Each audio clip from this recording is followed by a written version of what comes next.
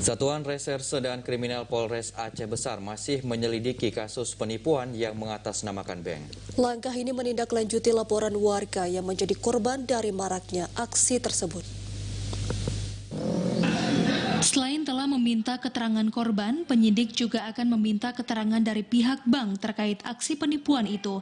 Menurut Kasat Reskrim Polres Aceh Besar, korban yang merupakan warga di kabupaten setempat menderita kerugian sebesar 20 juta rupiah.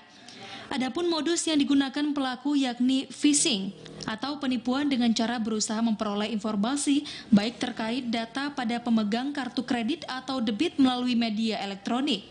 Sebelumnya korban menerima informasi berhak atas sejumlah hadiah dari pelaku yang menyamar sebagai petugas bank. Korban yang termakan iming-iming itu lalu menekan link yang dikirim pelaku baik melalui SMS maupun email, padahal link yang dikirim tidak sesuai dengan alamat bank resmi.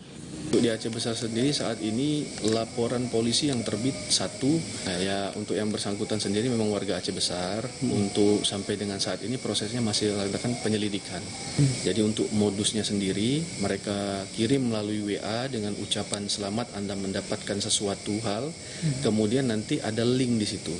Nah, yang mana link ini nanti akan diklik oleh yang dikirimkan nanti itu, kemudian setelah itu nanti ditelepon, kemudian ada disuruh memasukkan data pribadi ataupun termasuk kode OTP di situ. Nah, kalau kita lihat modusnya ini lebih menyerang ke mobile banking yang bersangkutan. Jadi dengan adanya mobile banking tersebut sehingga dia sudah masuk di HP lain ataupun Android ataupun iPhone lain, sehingga nanti dia bisa mencuri baik itu data yang bersangkutan, kemudian uang yang bersangkutan langsung dipindah tangankan.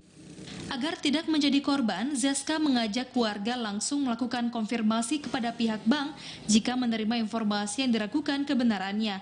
Warga diminta tidak langsung mengirim sejumlah permintaan informasi pribadi yang diminta pelaku dan segera melapor ke kepolisian jika telah menjadi korban.